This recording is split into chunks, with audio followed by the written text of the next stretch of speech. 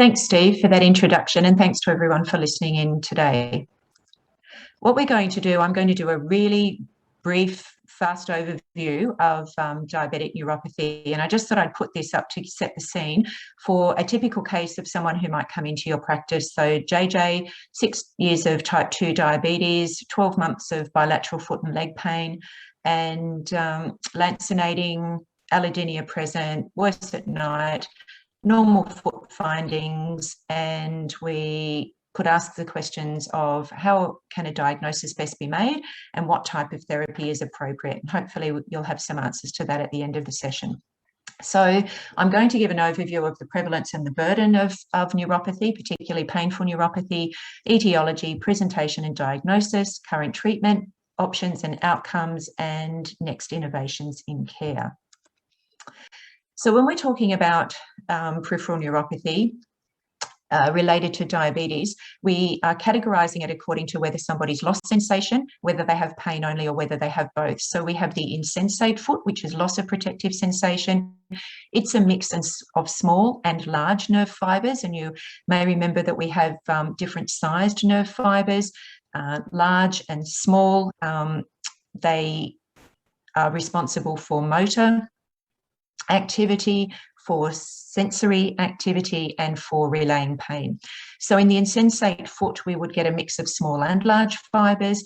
This person is at increased risk of foot ulceration and complications, and you can see in the slides that you can see some changes there that can occur with longer standing neuropathy, and you can see that there is the risk of foot ulceration as well.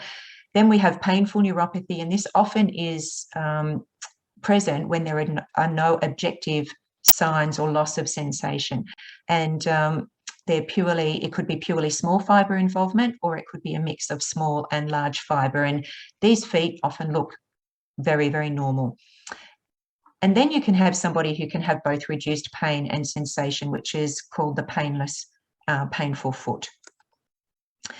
So how often does it occur? We know that there are approximately 1.7 million Australians who have diabetes in Australia. Some are diagnosed, some are not. Of those, approximately 55% will experience some form of neuropathy. People who have neuropathy are more likely to experience amputation than those living with diabetes without neuropathy, and this can be estimated to be 1 every 2 hours in Australia, so it's not a benign complication at all.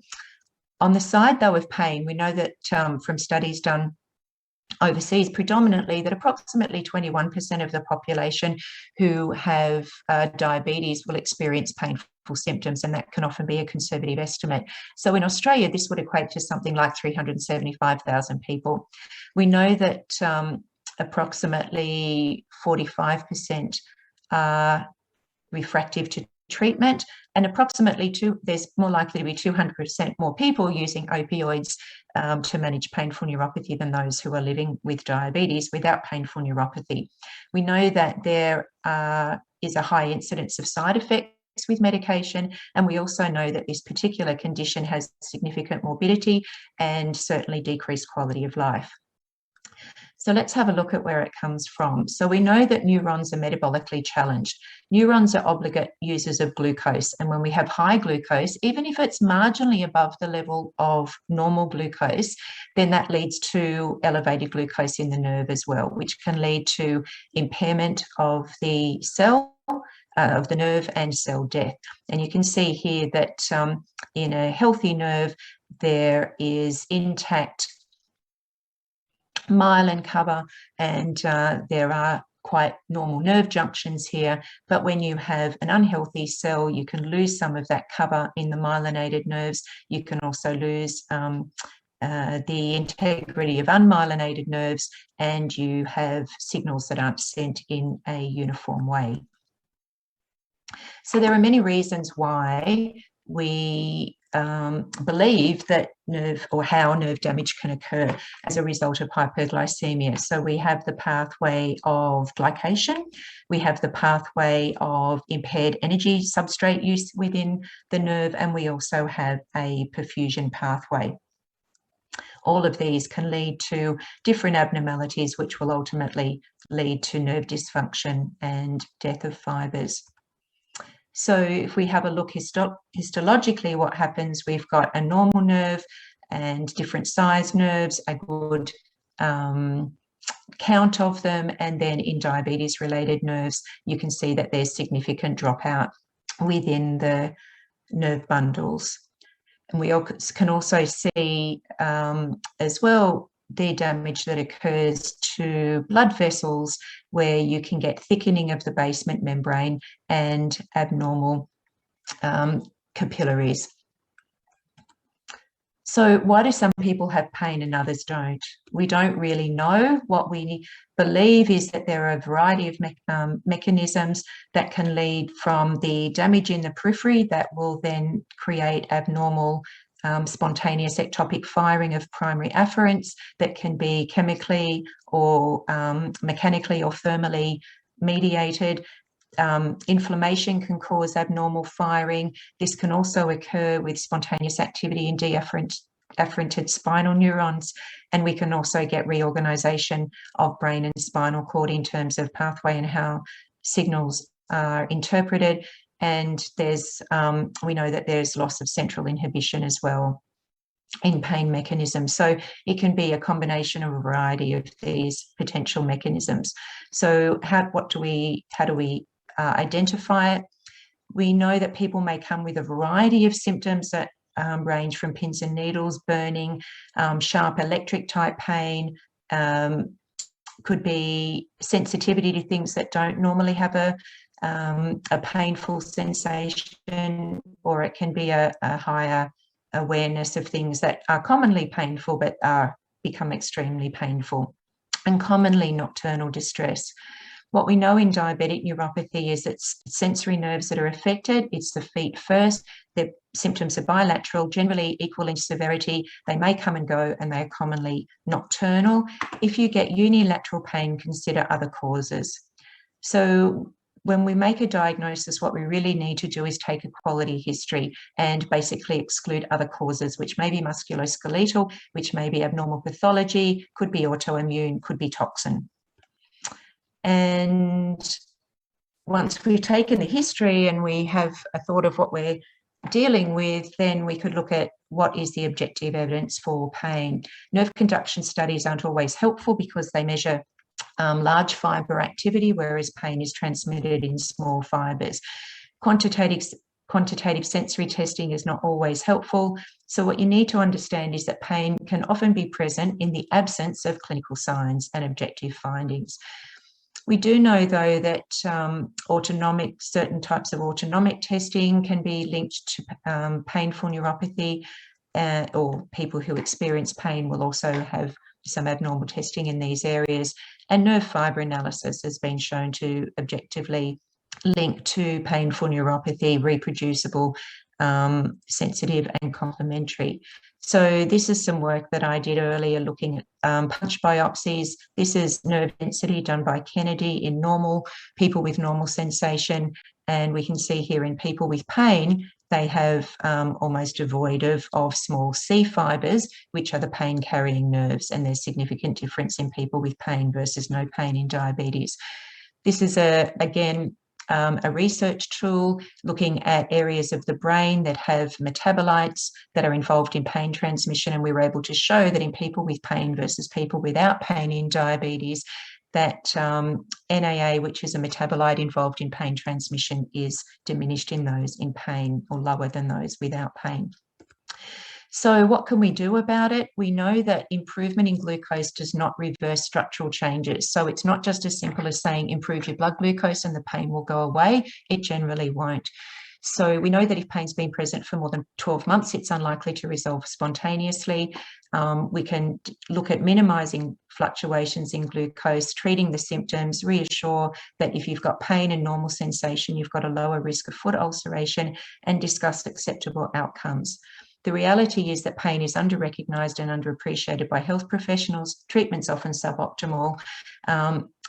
Options need to be titrated to pain relief and tolerability, but some problematic pain may continue to exist and some treatment options are limited. But despite all of those things, we can't put our head in the sand, and we do need to address this for the people who are suffering. There are now guidelines that have been developed with groups such as through the ADS, Diabetes Australia, and Foot Forward through the NADC to assist people in being able to deal with neuropathy, and also the RACGP also have guidelines for being able to address neuropathy and with pain. So what can we do about it? This is a schematic just to identify the different pathways of pain, neurotransmitters, calcium and sodium channels, etc., and the fibers that are involved. So there are a range of charts and guidelines to help assist with this, but we can have topical agents, opioids, antidepressants, anticonvulsants, or intrathecal pain medication to assist with treatment. How you go about using them and introducing them are within guidelines, as I had said, that are published and widely available. What we do know, though, as in a similar analogy to treating blood pressure, is that one agent on its own is not always going to give you the result that you're looking for. This is work by Gilron some time ago, who showed that when you combine agents, not only do you get a better effect, better pain relief, but you generally don't have to use the maximum doses to be able to achieve that. So we know that there are medications available, and we briefly described some of the issues with those. What can we do next? What we now know is available. It has been available for quite some time in treating pain, particularly back pain, lumbar pain, has now been used and studied in people with diabetes to treat pain, and that's spinal cord stimulation. We know that it's safe, and it's a therapy that will work by being able to track signals as they come through the spine and through this implantable device that, with implantable leads, be able to use pulses of stimulus that of a frequency that will stop these abnormal signals being sent through, and therefore they're changing the way that the brain will process the pain.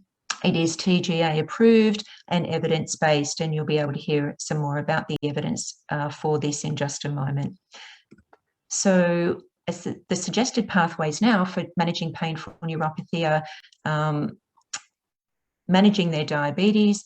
If they come with pain, you need to exclude other causes, evaluate for peripheral vascular disease as a possible contributor, and then use medication as clinically indicated for treating the pain, and then refer to a pain specialist or neurologist to consider spinal cord stimulation if the person is refractory to treatment. So it's great that we've now got another option in our pathway. So hopefully now for JJ, if they came to you, you've got some information to be able to get you started and being able to provide some assistance to them in which way you would go.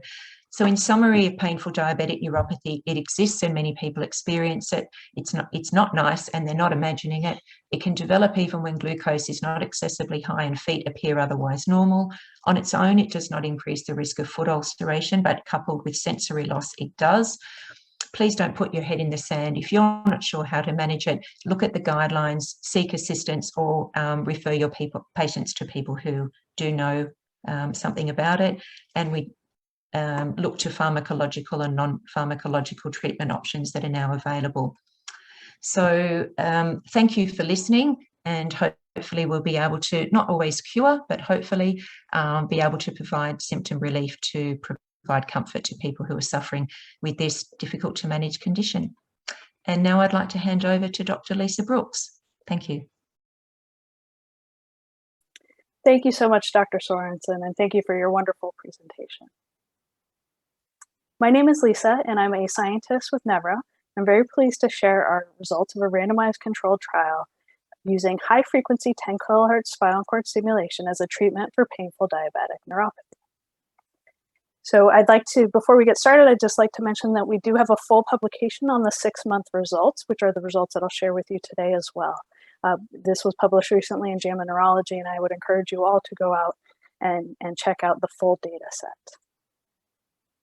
So before we get into the data, I do want to just touch base a little bit on what spinal cord stimulation is. So this is a fully implanted medical device. There's a small battery that goes into the low back or buttock region, and it's attached to two thin wires with electrodes on the end. And these thin wires are introduced into the epidural space to provide mild electrical pulses to the spinal cord.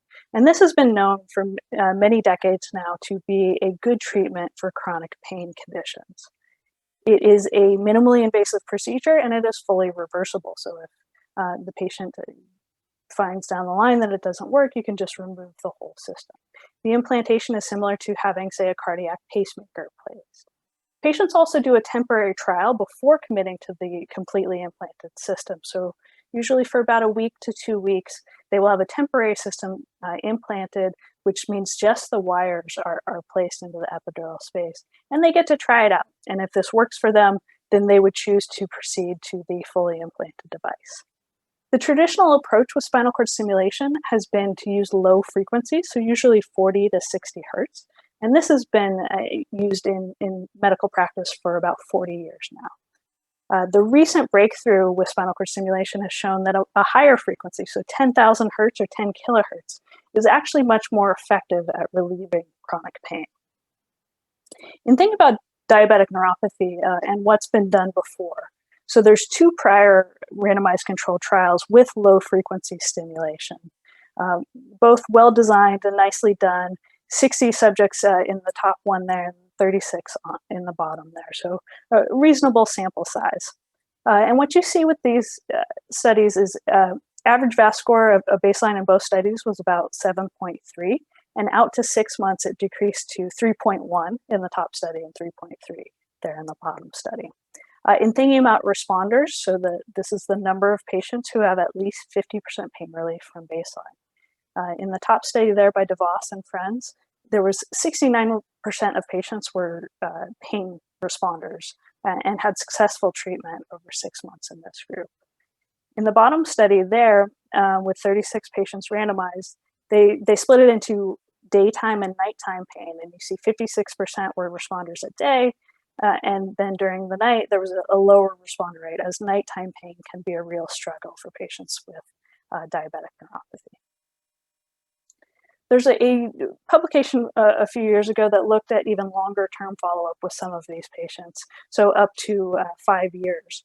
And what you see here is something that's actually well known for low frequency spinal cord stimulation, where you see attenuation of the result over longer term follow-up. So out at 12 months here, your responder rates are now down to 42% during the daytime, 36% at nighttime. Some of the other considerations for low frequency spinal cord stimulation include the necessity of paresthesia. So this can be quite uncomfortable. It's a necessary condition to have relief with low frequency stimulation, and it can be very uncomfortable, especially for patients with peripheral neuropathy and baseline dysesthesias before implant. Another important outcome with these studies is the very high number of battery replacements. So that generator that's placed occasionally needs to be replaced, and that's obviously a surgical procedure. So a very high number, higher than you might expect for this group, which imposes some excess risk, especially in thinking about patients with diabetes.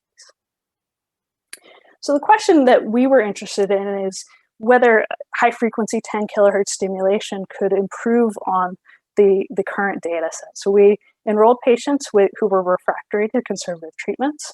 They had at least 5 out of 10 on the visual analog scale, and A1C below 10, BMI below 45.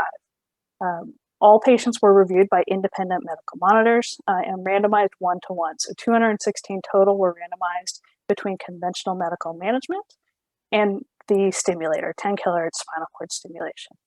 We followed them for 6 months, looking at outcomes related to pain, quality of life, and neurological function, including pinprick and monofilament testing for sensory function. Here's a diagram of the patient disposition. So again, 216 randomized, and this was our intention to treat population. At the 3-month time point, this was our primary endpoint for the study. We had 96 patients present in the conventional treatment arm and 88 present in the spinal cord stimulation arm. At 6 months, this is the final time point for all of our secondary or pre-specified secondary endpoints that we tested in the study. We had 93 patients still present for the conventional treatment arm and 87 patients in the spinal cord stimulation arm. The groups were well matched for baseline characteristics. On average, they were 61 years old. The vast majority of them had type 2 diabetes and just a handful of patients with type 1. They had long-standing disease, so on average about 12 and a half years history with diabetes and over 7 years of symptoms from painful diabetic neuropathy. Their hemoglobin A1C values, so 40% of the group enrolled were at goal, so below 7% for their A1C. And thinking about even a cutoff of 8% for A1C, 70% of the participants were below this threshold as well. So this is a group with chronic neuropathic pain, and yet they've done what they can to optimize their diabetes management, and of course continue to have pain nonetheless. So this is our primary endpoint. So we assessed this at 3 months, and it was a composite endpoint looking at pain relief. So patients with at least 50% pain relief from baseline, and also no worsening of their baseline neurological deficits. So in comparing the conventional treatment group, only 5% of patients met this primary endpoint, whereas 86% in the stimulation group met the primary endpoint. If we look at the average pain score, so again measured on a 10-centimeter visual analog scale, the groups were similar at baseline, and you see virtually no change over 6 months for the conventional treatment group. Whereas with the 10 kilohertz stimulation group, you see a nice drop from 7.6 at baseline down to 1.7, and this pain score is maintained over 6 months. We can also look at individual patient responses. So these tornado charts, each line represents a single patient and how they changed, their pain score changed from baseline to 6-month follow-up. If you look on the left there, the conventional treatment group, only 5% of these patients were deemed to be successful or responders. So again, that's at least 50% pain relief, which is represented by the red line on each of these plots. In contrast, with the 10 kilohertz stimulation group, 85% of these patients were responders to treatment. We also can think about perhaps a remission from chronic pain. And so there was a publication recently that defined a VAS score that's maintained at 3 or less for 6 consecutive months was strongly correlated with other functional improvements and quality of life improvements. And so this was defined as a potential definition for remission from chronic pain. Only 1% of the patients in the conventional treatment group met this definition, whereas 60% of patients in the stimulation group were deemed to be remitters from their pain. We worked with expert neurologists to design a very thorough neurological examination for this study. We were very interested in how these patients might be changing over time. So thorough assessments of motor strength, reflex function, and sensory function, including pinprick and monofilament sensation. The question we asked the investigators then is, how had patients changed from their baseline status, and was there a clinically meaningful improvement? In the conventional treatment group, the investigators found about 3% of these patients had an improvement, whereas with stimulation, 62% of these patients had a meaningful improvement in neurological function over 6 months. The vast majority of these changes were in the sensory portion of the exam. So these are patients now who can feel their feet better. They notice when they step on something sharp. They have better balance when they're, say, going up and down stairs. They find they're not clutching onto the railing as hard as they used to because they have improved sensation in their feet.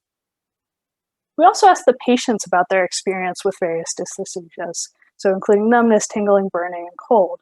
What you see here in the heat diagrams are aggregated drawings from the patients, where the warmer the color, the more common it was for a patient to shade in that area of the diagram. And across all 4 of these uncomfortable sensations, you see a reduction in the area that's affected over the course of 6 months with 10 kilohertz stimulation. Sleep disturbance, so any chronic pain condition is hard to have good quality sleep, but this could be especially true for patients with diabetic neuropathy, as their pain is often worse at night. In the green line, we see that the stimulation group, you saw a nice reduction in the effect of pain on their sleep, and virtually no change for the conventional treatment group. When you ask patients about their satisfaction with their treatment, over 90% were satisfied or very satisfied with 10 kHz stimulation, in contrast to the conventional treatment group, where over 90% were dissatisfied or very dissatisfied.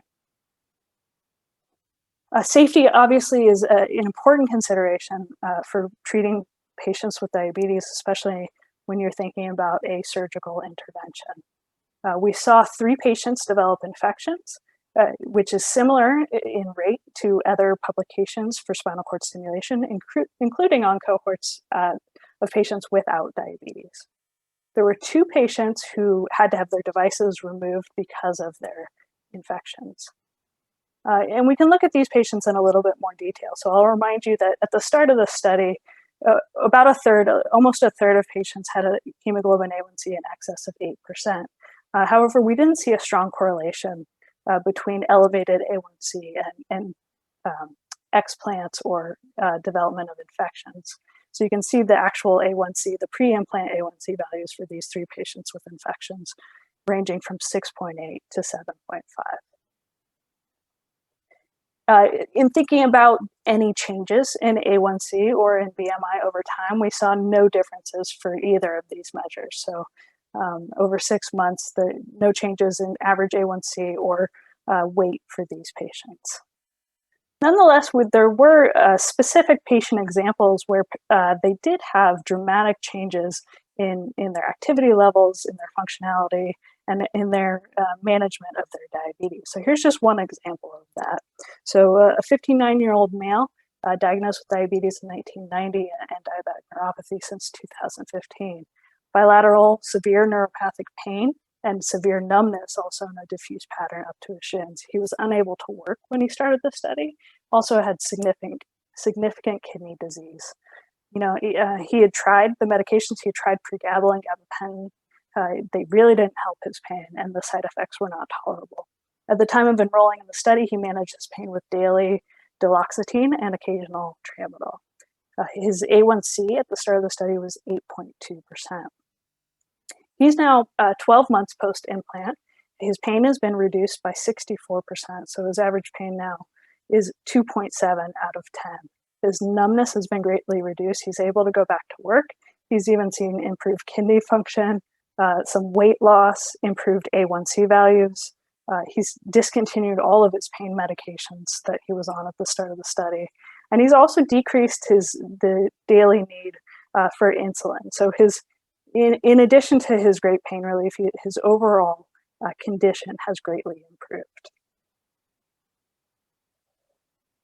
So I mentioned there was a crossover design as part of the study. So this was at 6 months, and it was an optional crossover where if the patient had less than 50% pain relief, they were dissatisfied with treatment, and the physician agreed that it was medically appropriate to cross over, then they could switch their treatment arms.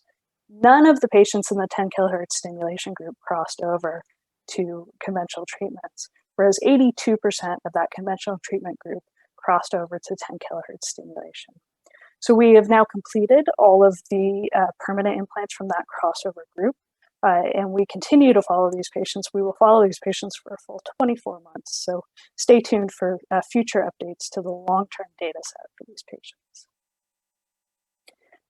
And finally, I want to thank all of our investigators and all of the patients who participated. Of course, we could not do this without their partnership, and that's so critical to making improvements in the treatment options that are available for patients. We did meet the primary endpoint. We met 7 of 8 of the pre-specified secondary endpoints of the study. The one we did not meet, we actually had an A1C endpoint. As I mentioned, there was no change in A1C over time, so we did not meet that one, but all of the other pre-specified endpoints were met, showing that 10 kHz stimulation is a safe and effective treatment for diabetic neuropathy. Interestingly, the sensory improvements, I mean, the impact that could have on a patient's quality of life and overall condition is huge. we don't understand exactly how this works, and we're very curious about it. And so we're actually in the design process of a further follow-up study to put some more objective metrics around the neurological improvements and to better understand how that might happen. And finally, we will continue to follow these patients for a full 2 years with their implants and look at the health economics and other outcomes for these patients over the long term. I thank you so much for your attention and for joining us. It's been my pleasure to show you these results. And now Professor Twigg will handle any questions or that you may have.